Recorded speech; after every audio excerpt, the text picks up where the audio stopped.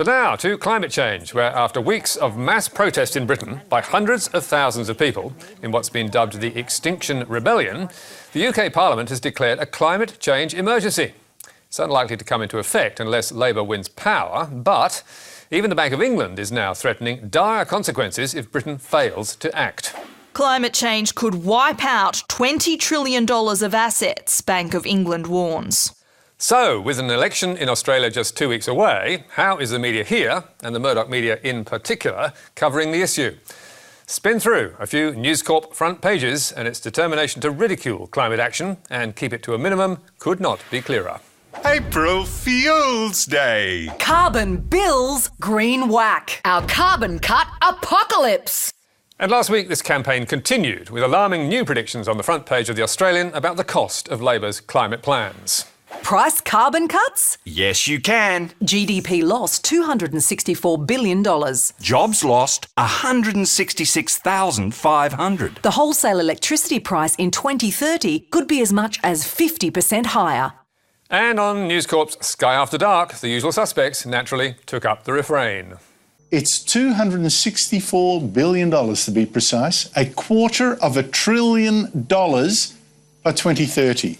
Where is the rest of the media in pursuing this? $264 billion was the best case scenario, Andrew. It could be upwards of $542 billion, the cost of the economy.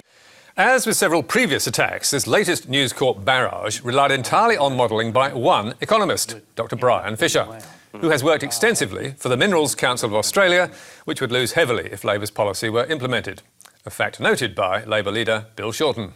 This fellow in his report remind me of the doctors that big tobacco companies used to roll out in the 70s and 80s to say that smoking was healthy for you. We do not. We will file this report under P for propaganda.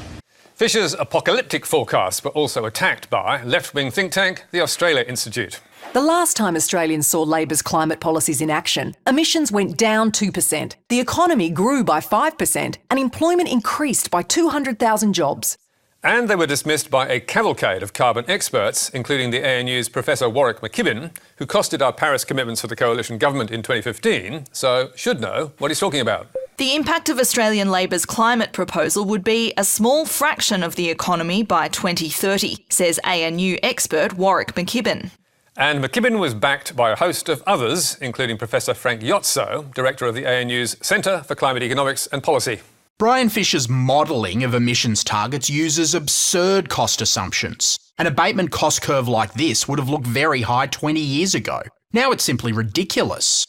Meanwhile, Melbourne University's climate law expert Tim Baxter rejected the modelling and tweeted, "Literally no one I know, and I know a lot of people moving in this space, has any respect for Brian Fisher's work. Can the media please stop reporting it as if it is reliable?"